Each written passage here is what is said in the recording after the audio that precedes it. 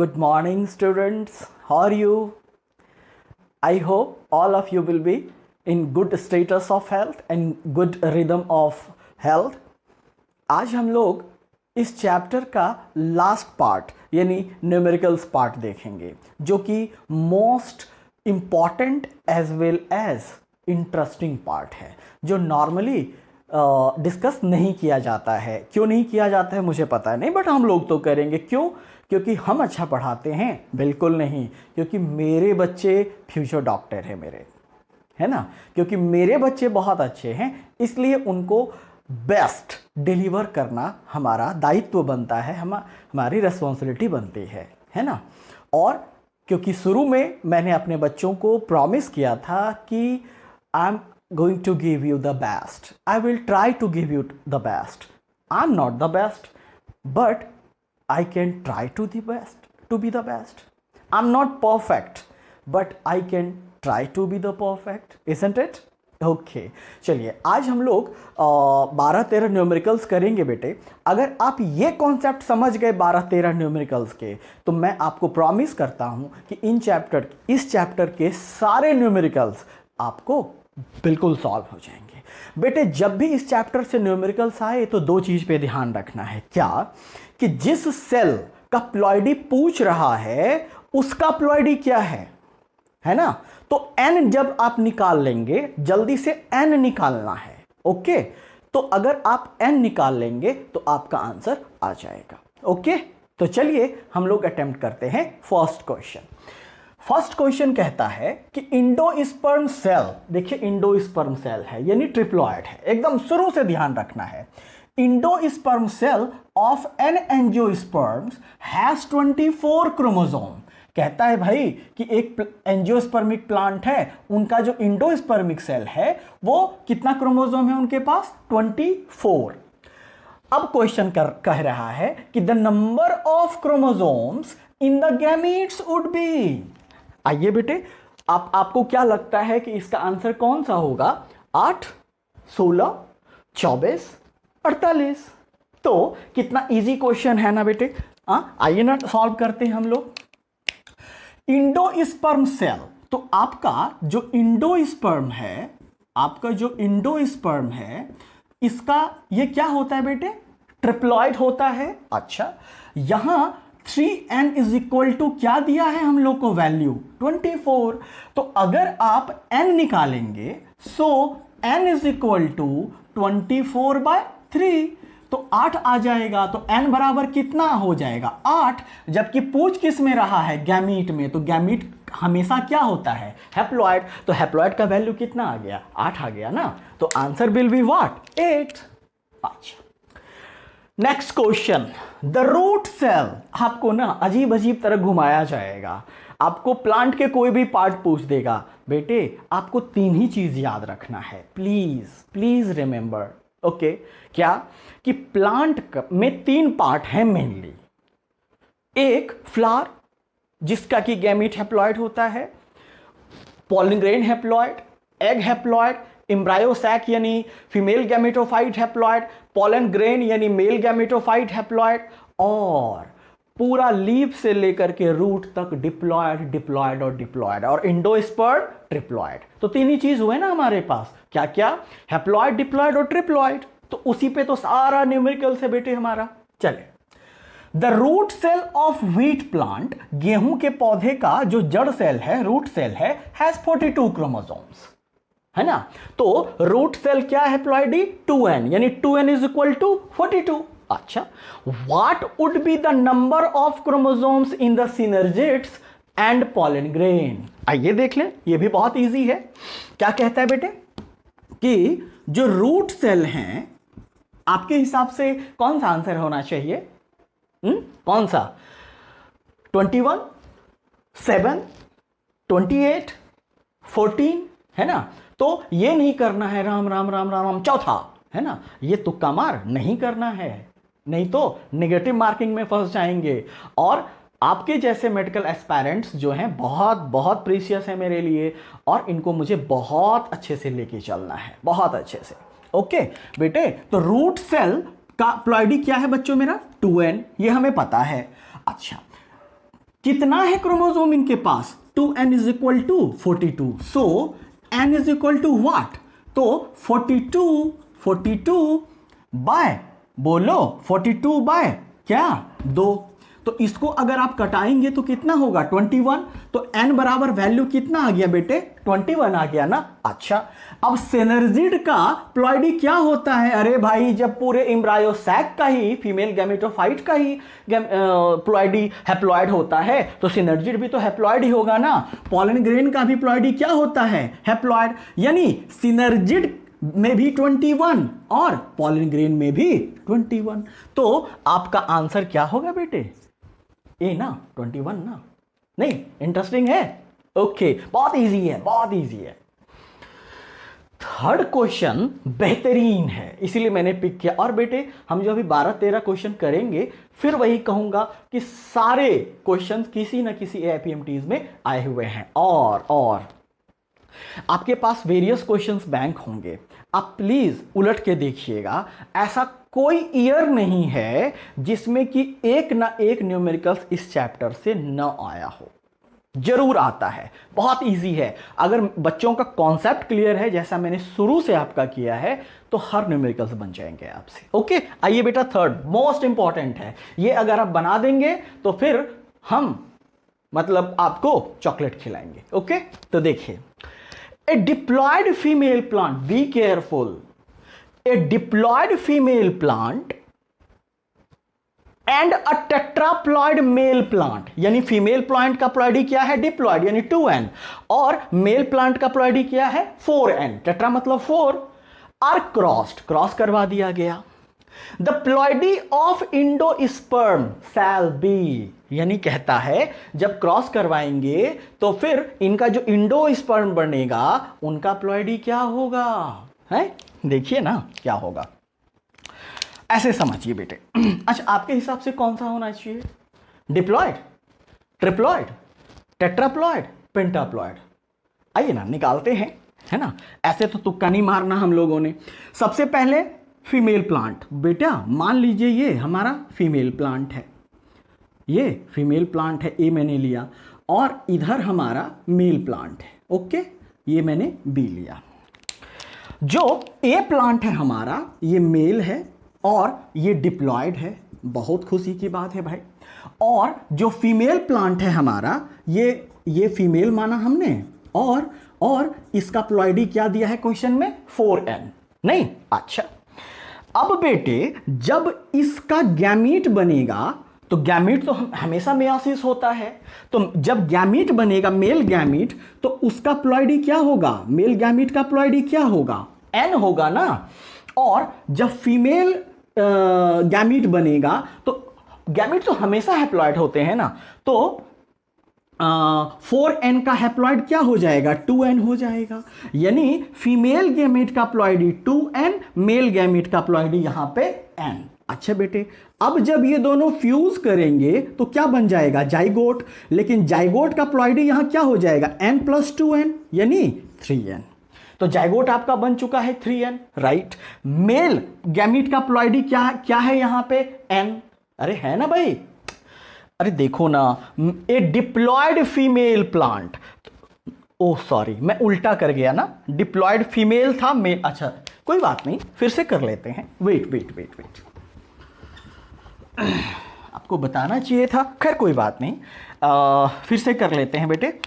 ए diploid female plant, ये मान लीजिए हमारा फीमेल प्लांट है ना. डिप्लॉयड फीमेल प्लांट है. ए को मैंने क्या मान लिया? फीमेल. ए को मैंने क्या मान लिया? फीमेल. और ये क्या है? डिप्लॉयड. अच्छा, और इधर हमारा है कौन? Male plant. इधर हमारा कौन है? Male plant. और मेल प्लांट का प्लॉइडी क्या है? 4n, यानी टेट्राप्लॉइड. अच्छा, अब फीमेल गैमीट जो बनेगा हाफ होगा, मेयोसिस हो जाएगा इसका हाफ, तो n हो गया. और मेल गैमीट जो बनेगा 4n, इसका क्या हो जाएगा? हाफ. तो 2n और n जब मिलेंगे बेटे, 2n और n जब मिलेंगे बेटे, तो क्या बन जाएगा? 3n जाइगोट ना. 3n जाइगोट बन जाएगा। अच्छा, अब किस में पूछ रहा है? आपका जाइगोट बन चुका है, ट्रिप्लॉइड जाइगोट बन चुका है। अब किसका पूछ रहा है? इंडोस्पर्म का। अरे बाबू मेरा, तो इंडोस्पर्म कैसे बनता है? एक male gamete plus 2 polar nuclei बनता है। अच्छा भाई, एक मेल गैमीट का प्लॉइडी आपका यहां क्या है? ये मेल है, 2n है, तो मेल गैमीट का प्लॉइडी यहां पे हम लोग को क्या है? 2n। और 2 पोलर न्यूक्लियाई का प्लॉइडी क्या? एक n, तो ये भी क्या हो गया? 2n हो गया। अगर दोनों को जोड़ोगे तो क्या हो जाएगा? 4n। तो आंसर इसमें से कौन होगा बेटा जी? बोलो। टेट्राप्लॉइड ना। समझ में आया? ये बहुत अच्छा क्वेश्चन था। चलिए नेक्स्ट। वैसे तो मिट गया है थोड़ा, बट फिर भी हो जाएगा। What would be the number of chromosomes in aleurone layer? Aleurone layer जो मेज पढ़ाया था मैंने आपको, इंडोस्पर्म था ये ना, तो इसका प्लॉइडी क्या होगा? ट्रिपल। अगर आपको प्लॉइडी पता है तो आप तुरंत निकाल लेंगे। What would be the number of chromosomes in aleurone layer of megaspore mother cell contains 10 chromosome? फिर मैं कह रहा हूं, what would be the number of chromosomes in aleurone layer if megaspore mother cell contains 10 chromosome? तो megaspore mother cell क्या होता है? अरे भाई 2n डिप्लॉयड होता है ना। यहां वैल्यू क्या दिया है? 10, यानी 2n इज इक्वल टू 10, तो n इज इक्वल टू 10/2 कितना? 5। तो n बराबर वैल्यू आपका कितना आ गया? 5 आ गया। अब पूछ किस में रहा है? एल्यूरोन लेयर में। तो एल्यूरोन लेयर क्या होता है? 3n ट्रिप्लॉइड, n का वैल्यू 5, तो 3 गुना 5 बराबर 15। समझे? तो आंसर क्या हो जाएगा? 15 हो जाएगा। समझ में आया? तो ये था बेटे हमारा 4। और अब नेक्स्ट देख लेते हैं अब। ओके, तो क्वेश्चन नंबर 5 कहता है बेटे, एन एंथर हैविंग 4 माइक्रोस्पोरोसाइट्स, यानी वो सेल जो माइक्रोस्पोर मदर सेल बनाते हैं, सेल प्रोड्यूस पॉलन ग्रेन। कितना पॉलन ग्रेन प्रोड्यूस करेगा? जिपर में क्वेश्चन आया हुआ है, इजीएस, बहुत इजी क्वेश्चन है ये, है ना। क्यों इजी क्वेश्चन है बेटे? तो देखो ना, 4 माइक्रोस्पोरोसाइट है। अगर 4 माइक्रोस्पोरोसाइट है तो हम लोग को कितना एमएमसी मिल जाएगा? 4 एमएमसी मिल जाएगा माइक्रोस्पोर मदर सेल। और एक माइक्रोस्पोर मदर सेल हम लोग को 4 पॉलन ग्रेन देगा, तो 4 गुना 4 बराबर कितना हो जाएगा? 16। तो आंसर कितना हो जाएगा? 16, है ना। ये क्वेश्चन बना दीजिए तो फिर एक चॉकलेट आपको मिलेगा। भारी नहीं है, थोड़ा ट्रिकी है। क्यों? देखिए, there are 10 flowers in plant of crotalaria. Crotalaria बोलते हैं सन हैम्प को, जिसको हम लोग इंडिया में या रूरल एरियाज में संठी सन बोलते हैं, वो है। तो कह रहा है कि क्रोटोलेरिया के प्लांट में टोटल 10 फ्लावर हैं। In each microsporangium there are 30 microspore. हर माइक्रोस्पोरेंजियम में 30 माइक्रोस्पोर मदर सेल है, एमएमसी है। तो पूछ रहा है कि how many pollen grains are form from that plant. मतलब कहने का कि इस क्रोटोलेरिया के 10 फ्लावर में टोटल पोलन ग्रेन कितना प्रोड्यूस होगा। आइए देखते हैं कितना। आप लोग के हिसाब से कौन सा आंसर होना चाहिए? ए, बी, सी या डी? कौन सा? बी? नहीं? अच्छा, देख लेते हैं कौन सा होगा। चले बेटे, एक बात ध्यान रखना है कि 10 फ्लावर है, समझिएगा प्लीज। अगर 10 फ्लावर है तो इसका मतलब है कि 10 स्टमेन है ना। अच्छा, 10 स्टमेन है, इसका मतलब 10 एंथर है। ओके, नहीं, 10 एंथर है। और अगर 10 एंथर है तो इसमें टोटल जो हम लोग के पास माइक्रोस्पोरेंजिया होगा, एक फ्लावर में, एक एंथर में 4, तो 10 में कितने हो जाएंगे हमारे पास? 40 माइक्रोस्पोरेंजिया, है ना। अच्छा, अब कह रहा है कि इन सब में हमें टोटल 30 माइक्रोस्पोर मदर सेल हैं, तो इसको मल्टीप्लाई कर दीजिए ना 30 से, तो टोटल कितना हो गया? 1200 एमएमसी हम लोग को मिल गए, माइक्रोस्पोर मदर सेल मिल गए। अच्छा, एक microspore mother cell 4 pollen grain produce करेगा, तो 1200 गुना 4 बराबर 4800 और टोटल फ्लावर कितना है 10, तो 48 मल्टी 40 टोटल हम लोग को कितना हो गया 4800 एंड मल्टीप्लाई बाय 10 फ्लावर, तो कितना हो जाएगा 48,000 pollen grains will be produced, है ना। ओके नेक्स्ट, क्रोमोसोम नंबर इन oosphere, एग की बात, oosphere मतलब एग, इज 8। तो oosphere क्या होता है, एग का प्लॉइडी क्या होता है n, यानी n बराबर हम लोग को 8 मिल चुका है, वैल्यू दिया हुआ है। The number of chromosome in angiospermic endosperm, बताओ जल्दी से, n का वैल्यू पता है आपको, और इंडोस्पर्म 3n होता है, तो नहीं जोड़ पाओगे, हाँ, तो 8 ये इंडोस्पर्म है, तो इंडोस्पर्म आपका 3n है, n का वैल्यू आपको 8 है, तो 3 गुना 8 बराबर 24, answer will be 24। Next, What would be the number of chromosomes in the cells of alluron layer? Alluron layer भी तो ट्रिप्लॉइड है। In plant species having 8 chromosomes in its synergids. Synergid क्या होता है बेटे? Haploid, ठीक। और n बराबर वैल्यू आपका क्या दिया हुआ है 8 दिया हुआ है। पूछ किस में रहा है एल्यूरॉन लेयर में, तो एल्यूरॉन लेयर ट्रिपल n है, n बराबर आपको 8 मिल चुका है, तो 3 गुना 8 बराबर 8 दिया 24 ना। नहीं, अगर आपको सिनर्जिड में 8 है तो आपको एल्यूरॉन लेयर ट्रिपल n है, तो n बराबर 8, तो क्या हो जाएगा 24 हो जाएगा ना, ये आंसर है। ओके, अब देखते हैं नेक्स्ट, और भी इंपॉर्टेंट है, okay be careful. Last set of numerical देखते हैं हम लोग, आइए। कहता है अगला क्वेश्चन बहुत इंपॉर्टेंट है, और जनरली जो क्वेश्चंस पूछे जाते हैं बेटे इसी से रिलेटेड, वैल्यू चेंज कर देगा ना, वैल्यू चेंज कर देगा। Total number of meiotic divisions required for forming 100 zygote या ग्रेन्स या सीड, मैं सीड लिख देता हूं, कुछ भी, ऑफ व्हीट इज। कहता है कि भाई अगर व्हीट का हमें 100 जाइगोट दाना या सीड प्रोड्यूस करना है तो कितने बार मियोटिक डिवीजन होगा, ये थोड़ा सा ट्रिकी है। तो इसको बेटा आप दो तरह से बना सकते हैं। एक जो बेसिक है, थोड़ा लंबा है, तो पहले तड़पा लूं फिर ट्रिक्स दे दूंगा कि तुरंत कैसे निकाल सकते हैं ऐसे सवालों को। तो पहले बेसिक सीखिए। देखिए बेटे, अगर हमें 100 जाइगोट चाहिए तो इसका मतलब कि हमें 100 मेल गैमीट चाहिए और 100 फीमेल गैमीट चाहिए, तभी ना फ्यूज होगा, है? तभी ना फ्यूज होगा।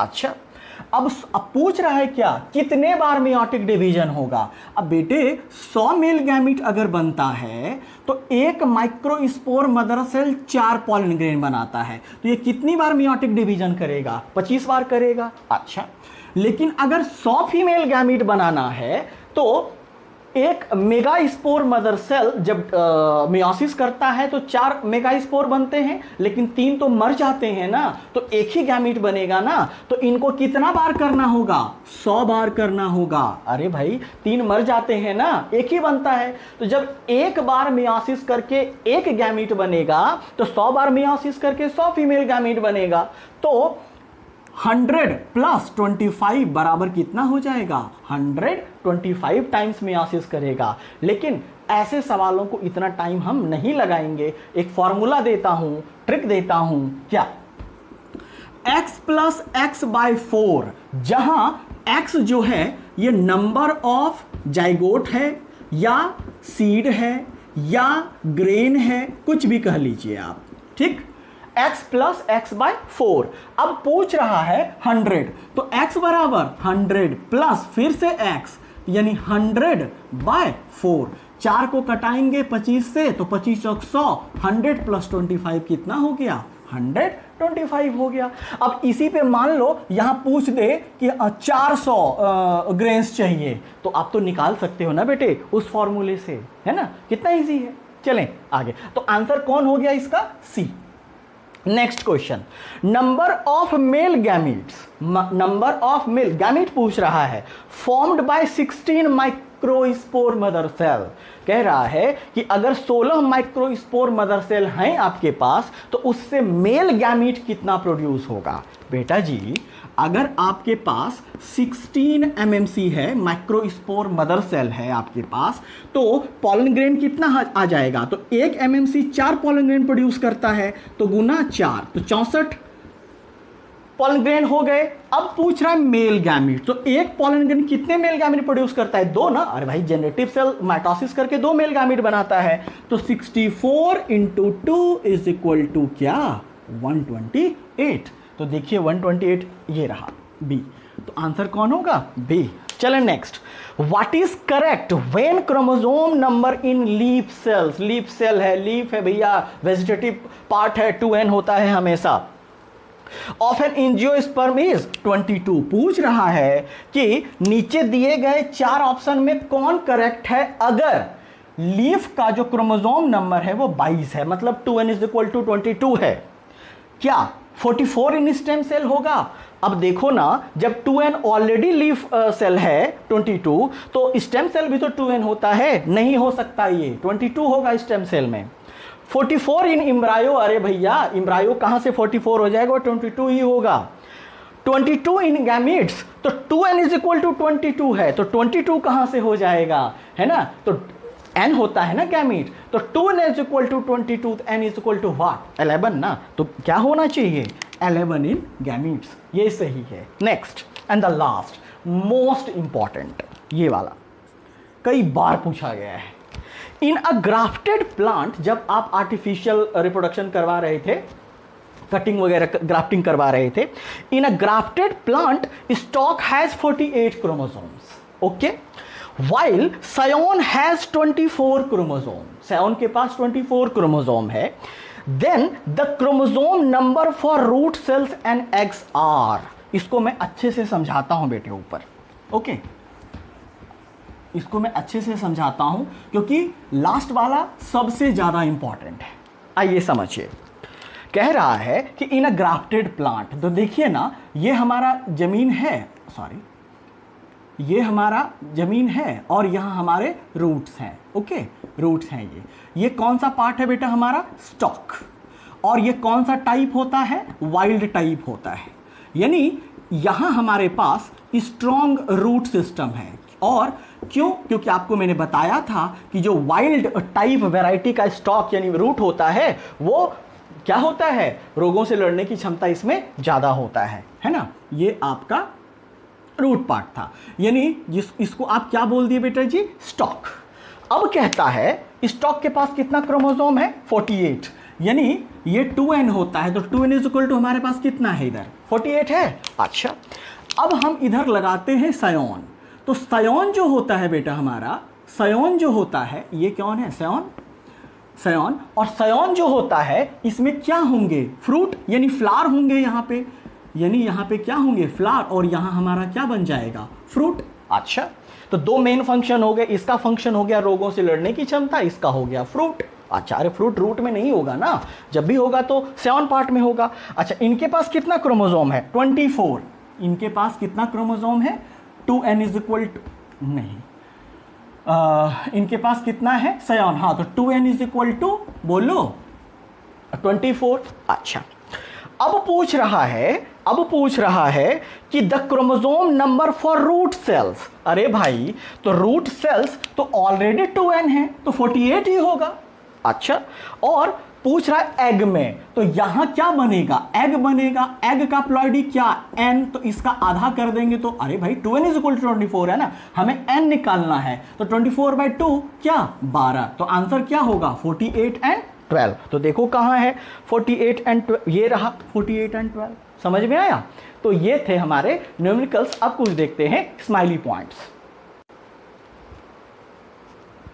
मुस्कुरा लो, है ना, ये बस कंक्लूजन पॉइंट्स हैं ये, फिर इसके बाद हमारा ये चैप्टर कंक्लूड हो जाएगा फ्रॉम ऑल एस्पेक्ट्स। ओके आइए, people look older than their real age. जो आदमी